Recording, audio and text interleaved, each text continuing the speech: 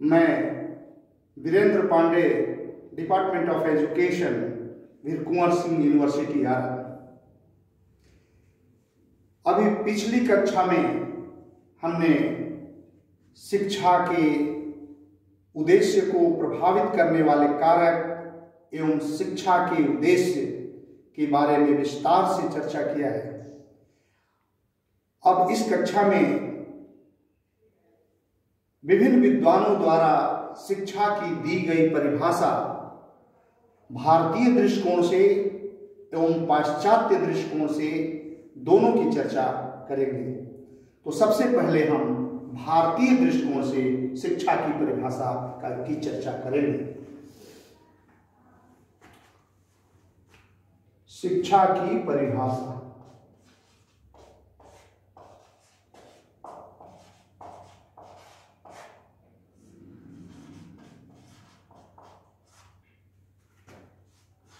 शिक्षा की परिभाषाएं भारतीय दृष्टिकोण से। भारतीय दृष्टिकोण से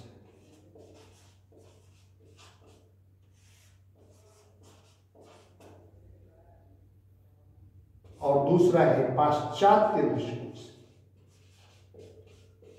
पाश्चात्य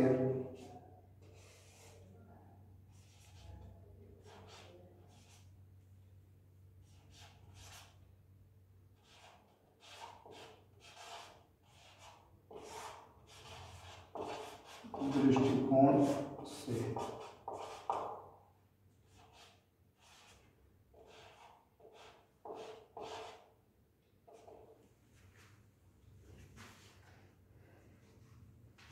ये दो दृष्टिकोण से शिक्षा की परिभाषा विभिन्न विद्वानों ने दी है। भारतीय दृष्टिकोण में सबसे पुराना वेद हमारे यहाँ ऋग्वेद है। ऋग्वेद ने शिक्षा की परिभाषा दी है। क्या दी है? कि शिक्षा मनुष्य को आत्मविश्वासी और स्वार्थहीन बनाती है। कितनी इंपॉर्टेंट परिभाषा है। ऋग्वेद के अनुसार शिक्षा मनुष्य को आत्मविश्वासी और स्वार्थहीन बनाती है। इसी प्रकार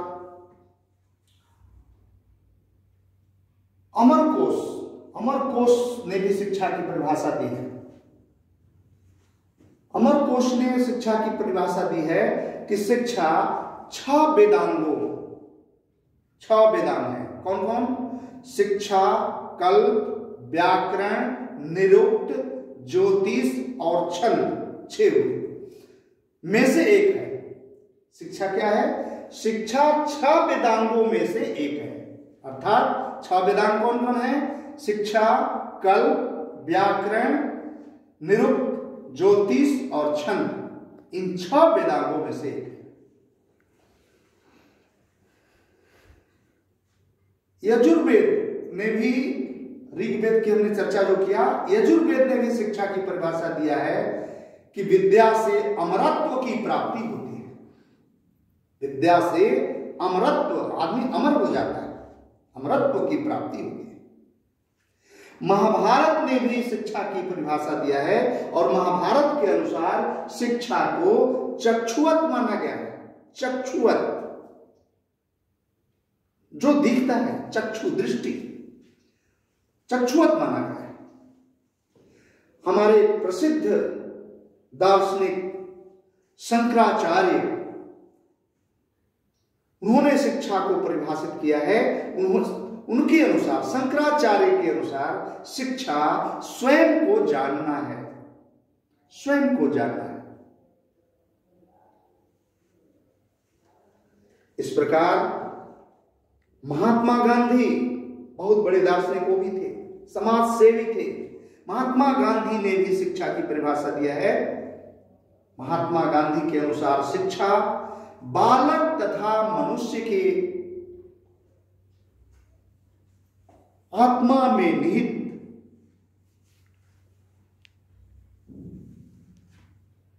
सर्वमान्य विचारों को प्रकाश में लाना है। महात्मा गांधी के अनुसार शिक्षा बालक तथा मनुष्य के शरीर, मन व आत्मा से सर्वोत्तम तत्व को प्राप्त करना है, इस पर बल दिया है। 3 चीज, शरीर, मन और आत्मा। गांधी ने कहा 3H का विकास करो। 3H, ये क्या होता है? 3H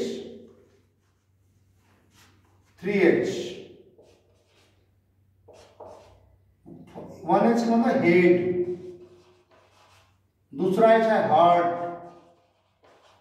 और तीसरा H है हैंड।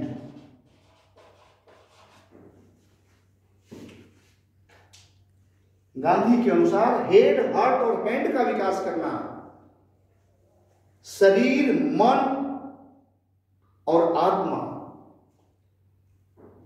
तीनों का विकास, इससे सर्वोत्तम तत्व को प्राप्त करने पर उन्होंने बल दिया। हेड मतलब मस्तिष्क का विकास, हार्ट मतलब हृदय का विकास, हैंड मतलब हाथ करने की क्षमता, काम करने के लिए हम हमेशा तैयार रहे। यह शिक्षा हमें ऐसी बनाती है। तो गांधी के अनुसार ये हुआ। इस प्रकार विवेकानंद उन्होंने शिक्षा की परिभाषा दी है कि मनुष्य में निहित दैवी प्रत्यक्षीकरण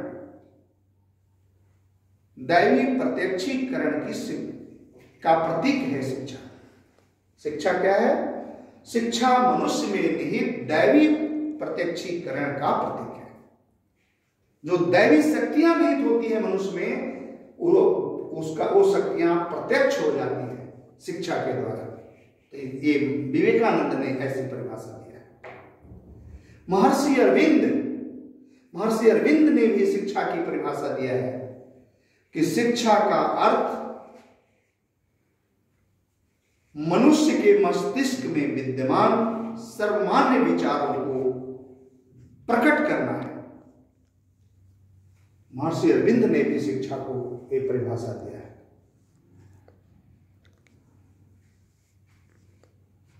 इसी प्रकार बहुत सारे विद्वानों ने भारतीय दृष्टिकोण से शिक्षा को परिभाषित किया है। रविंद्रनाथ टैगोर ने भी शिक्षा को परिभाषित किया है और उन्होंने बताया कि शिक्षा का कार्य मस्तिष्क को इस योग्य बना देना है कि वह सत्य की खोज कर सके और उस सत्य को अपनाते हुए उसे व्यक्ति व्यक्त कर सके। सत्य की खोज पर रविंद्रनाथ टैगोर ने जोर दिया। तो भारतीय दृष्टिकोण से शिक्षा को विभिन्न विद्वानों ने अपने अपने ढंग से इन्हीं रूपों में परिभाषित किया है। अब हम चर्चा करेंगे पाश्चात्य दृष्टिकोण से शिक्षा की परिभाषा विभिन्न विद्वानों द्वारा दी गई है। सुकरात का आप नाम सुनेंगे, पाश्चात्य दार्शनिक सुकरात, उन्होंने शिक्षा को परिभाषित किया है। सुकरात के अनुसार शिक्षा मनुष्य के मस्तिष्क में अदृश्य रूप में विद्यमान संसार के सर्वमान्य विचारों को प्रकाशित करती है। यानी सर्वमान्य विचार को प्रकाश में लाना ही शिक्षा का मुख्य कार्य है। यह परिभाषा सुकरात ने दी है। फ्रॉवेल ने दिया है शिक्षा की परिभाषा कि शिक्षा वह प्रक्रिया है जिससे मनुष्य की जन्मजात शक्तियां बाहर प्रकट होती हैं। मनुष्य की जन्मजात शक्तियां बाहर प्रकट होती हैं। कांट ने दिया है, कांट ने शिक्षा को परिभाषित करते हुए कहा कि शिक्षा मनुष्य में पूर्णता का विकास करती है। ऐसे मनुष्य अधूरा है, लेकिन शिक्षा द्वारा उसे पूर्ण मानव बनाया जा सकता है। ये कांट द्वारा दी गई परिभाषा। मेरिया मॉन्टेसरी ने शिक्षा को परिभाषित किया है और मेरिया मॉन्टेसरी के अनुसार शिक्षा बालक के विकास में, बालक के स्वाभाविक विकास में दी जाने वाली क्रमिक सहायता है। जिससे वह अपनी भावी आशाओं को पूर्ण कर सके। अर्थात बालक के विकास में दी जाने वाली क्रमिक सहायता को शिक्षा कहा है, जिससे बालक की भावी आशाएं पूर्ण होती है। ये मेरिया मॉन्टेस्क्यू द्वारा दी गई परिभाषा।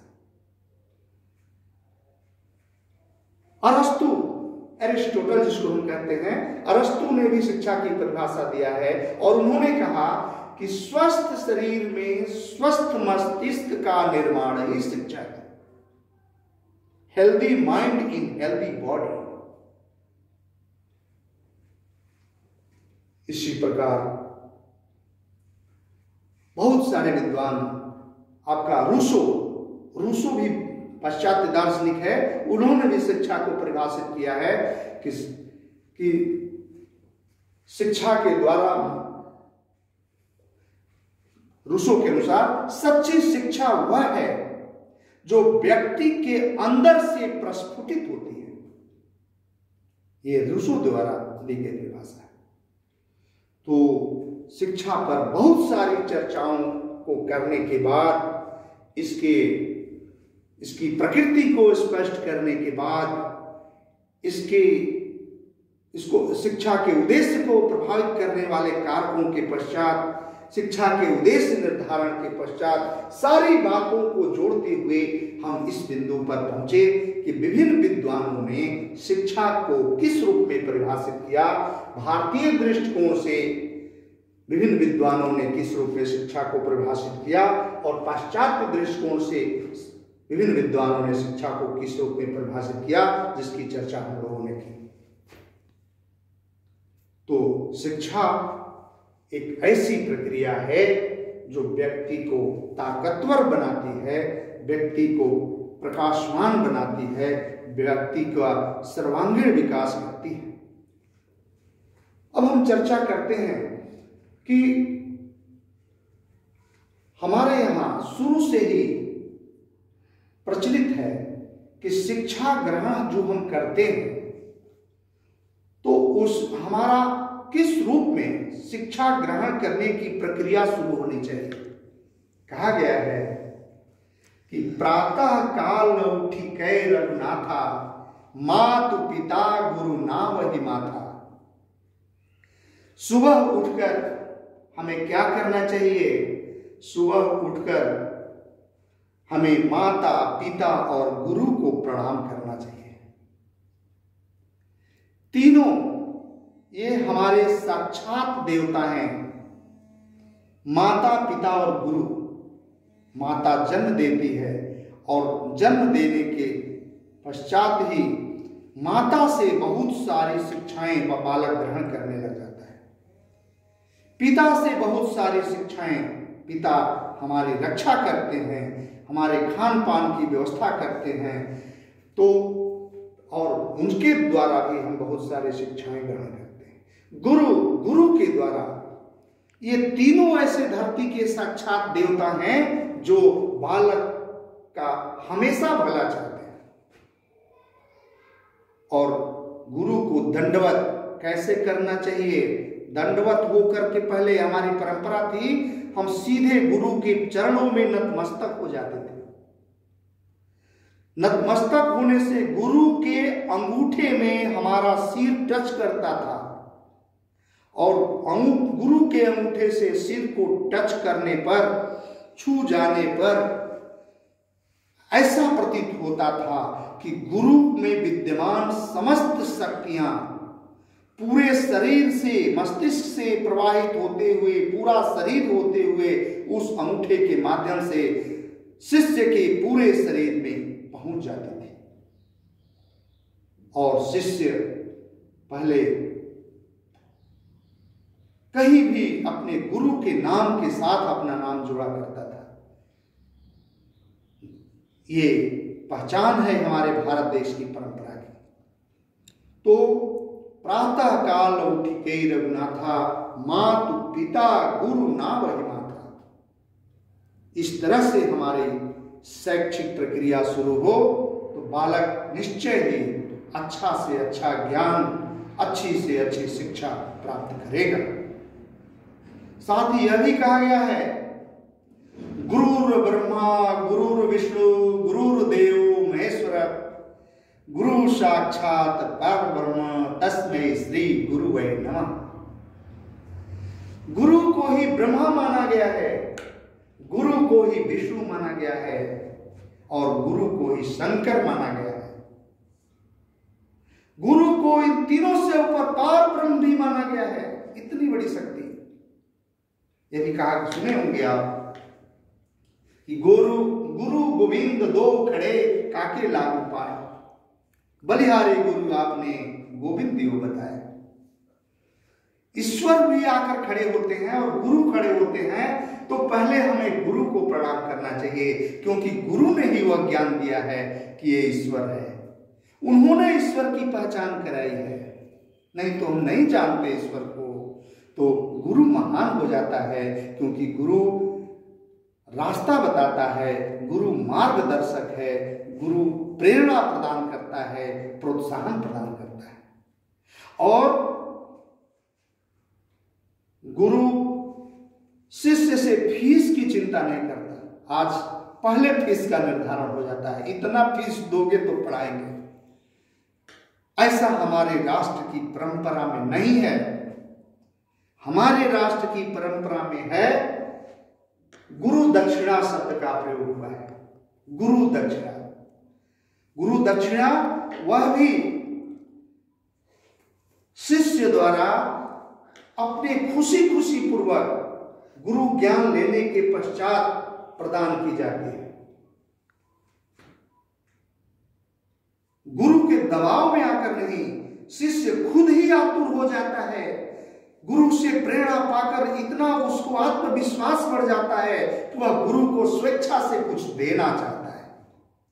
और गुरु भी शिष्य की स्थिति के अनुसार उस दक्षिणा का निर्धारण करते हैं।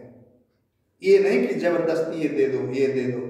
ये हमारी परंपरा के खिलाफ है, क्योंकि गुरु ही ब्रह्मा है, गुरु ही विष्णु है, गुरु ही महेश्वर है, गुरु ही पार ब्रह्म है। इसलिए फीस निर्धारण का बात ही नहीं, फीस निर्धारण की चर्चा ही नहीं, गुरु दक्षिणा शब्द की चर्चा है कि ज्ञान प्राप्त करके शिष्य उसे देने के लिए, गुरु दक्षिणा देने के लिए, एक पवित्र शब्द है गुरु दक्षिणा। तो गुरु दक्षिणा देने के लिए और क्या दे दें, कितना दे दें, इस तरह की भाव से वह गुरु के को समर्पित करना चाहता है। लेकिन जब हमारे यहां मैकाले आया, उन्होंने हमारे देश की परंपरा की शिक्षा, हमारे देश की शिक्षा पद्धति को नष्ट करने पर आतुर हो गया। अंग्रेज प्रशासकों में हमारे देश के गांव की, कस्बों की शिक्षा प्रणाली को नष्ट करने की विधि को भर दिया।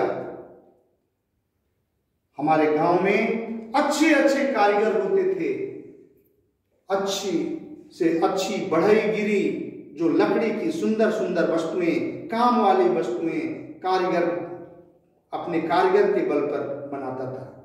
लोहार लोहा की वस्तुएं बनाता था। किसान कुशल कृषक और बहुत सारी चीजों को पैदा करता था। ये मैकाले की शिक्षा पद्धति आई, उन्होंने हमारे गांव के नौजवानों को लालच देना शुरू किया कि हम तुम्हें क्लर्क बनाएंगे, शहर ले चलेंगे, शहर में ले जाकर क्लर्क बनाने की शिक्षा को जागृत करने पर उन्होंने जोर दिया। और हमारे देश के नौजवान फुल पैंट और चप्पल में शहर के सड़कों पर भटकने लगे। अच्छे अच्छे जो कलाकार थे, अच्छे अच्छे जो गुणवान थे, वो अपनी कुशलता को भूलते चले गए और शहर में दर दर की ठोकर खाने लगे। फुल पैंट और चप्पल पहनकर भटकने लगे, भटकते रहे। तो ऐसी शिक्षा, और मैकाले की शिक्षा पद्धति क्या लालच दी कि हम रोजगार परक शिक्षा देंगे। सोचने की बात है कि यह भुलाना शब्द है। है कि हम रोजगार परक शिक्षा देंगे। शिक्षा को पूर्ण रोजगार परक बनाया ही नहीं जा सकता, क्योंकि रोजगार अभ्यास से आता है। रोजगार की शिक्षा प्रैक्टिस से मजबूत बनती है। कहा गया है, करत करत अभ्यास के जड़मति होत सुजान, रसरी आवत जात ते सिल पर परत निशान। करने से अभ्यास होता है। बढ़ई का बेटा अपने पिता के साथ रह करके अब विभिन्न वस्तुओं को देख करके और खुद उसमें काम करके अभ्यास करके बनाता है, तो सुंदर से सुंदर वस्तुएं लकड़ी की बना सकता है। लोहार का बेटा अपने पिता के साथ काम करके कुशल कारीगर, कुशल लोहार बन सकता है, कुशल आकृति वाला सामान बना सकता है।